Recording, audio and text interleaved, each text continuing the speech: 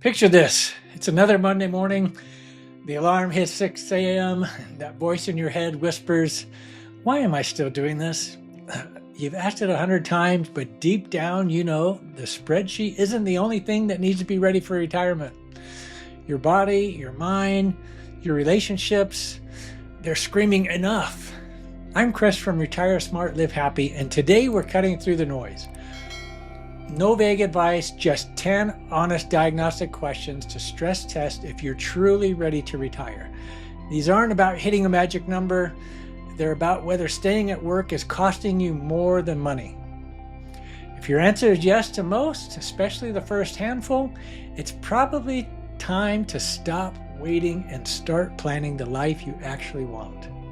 This could be the reality check that finally sets you free. So grab a pen, get comfortable, and we're going to dive in right now.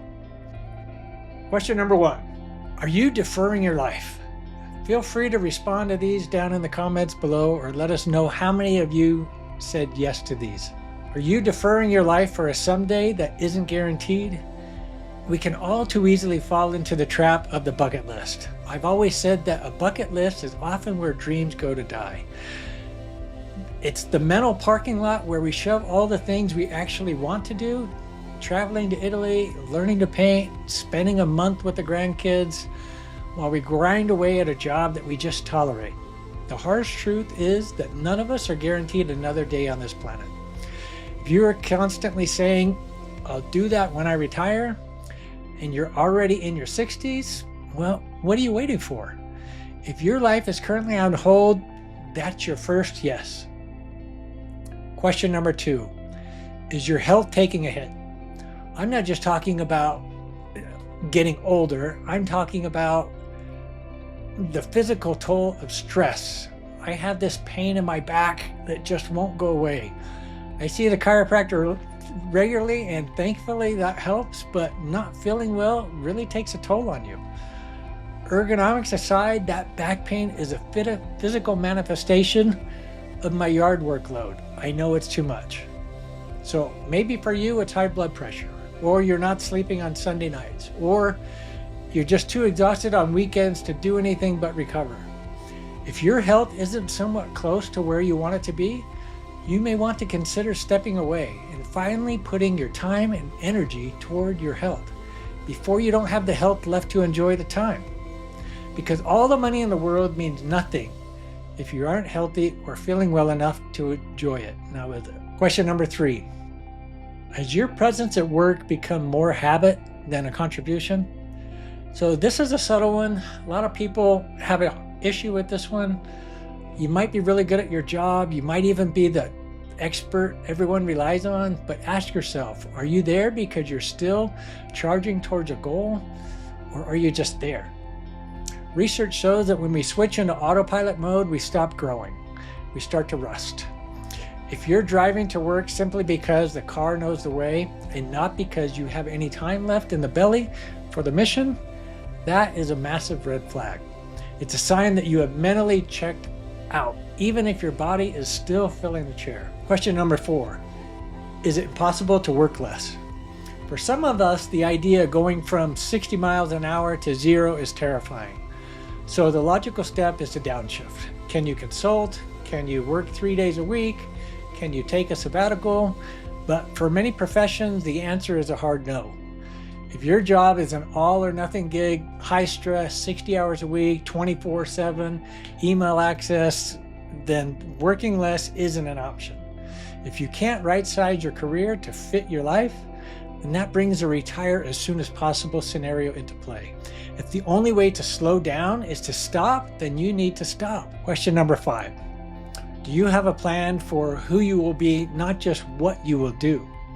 So many people get to this point in life and don't know who they will be. We spend 40 years building an identity around our business cards. I'm a lawyer, I'm a teacher, I'm a VP of sales. When that title is gone, who are you on Tuesday morning at 10 a.m.?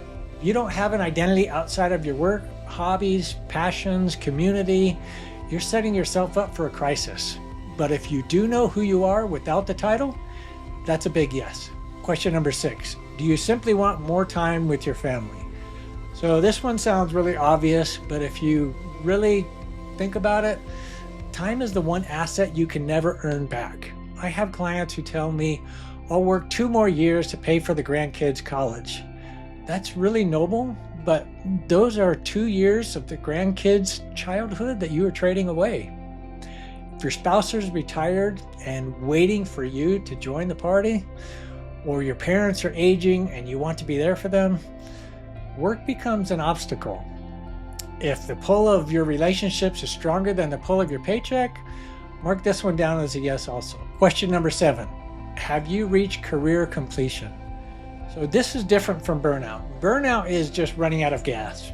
Career completion is reaching the destination. Have you done what you set out to do? Have you climbed the mountain? Have you reached all of your goals? There is a pain point of diminishing returns where one more promotion, one more big project, or one more year of vesting stock options doesn't actually change your life's happiness or your legacy. It's just more.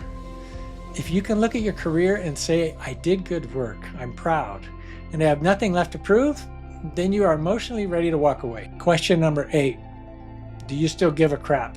Have you had a moment in your own corporate life where it was late, you were working on a spreadsheet or something for a meeting that probably didn't matter and realized you didn't care, not even a little bit? When you lose that professional pride, when you stop caring if a project succeeds or fails, when office politics just seem like noise rather than a game, you want to win, it's over. You're occupying a seat that someone else, someone hungry, should probably have. And that's not fair to them, and it's certainly not fair to you. Question number 9, do you actually know your monthly number? Now we're getting to the finances, but notice I didn't ask you, do you have $2 million? I asked if you know your number. Do you know exactly what it costs to run your life, including the fun stuff, the healthcare and the taxes? Many people stay working out of a vague fear that they don't have enough, but they've never actually stress tested the math.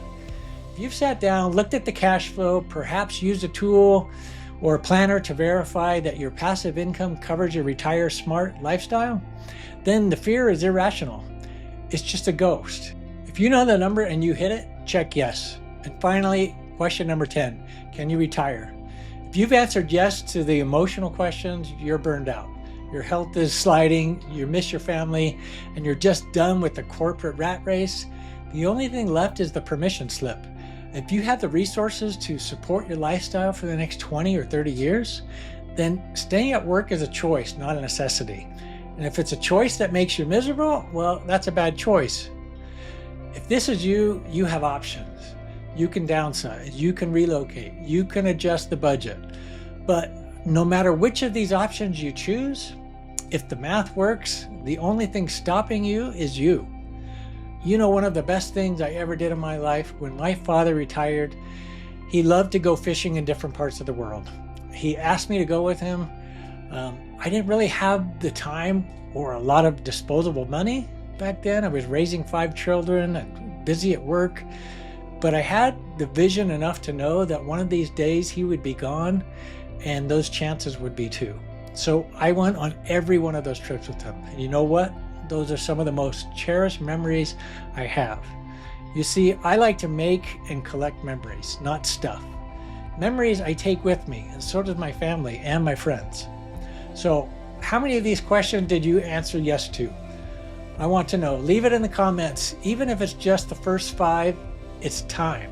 It's time to stop trading your health for money you might not need. The harsh truth is, the inbox will always be full, but your time is running out. Hopefully I've helped you think about some of these things, and if so, please do me a favor.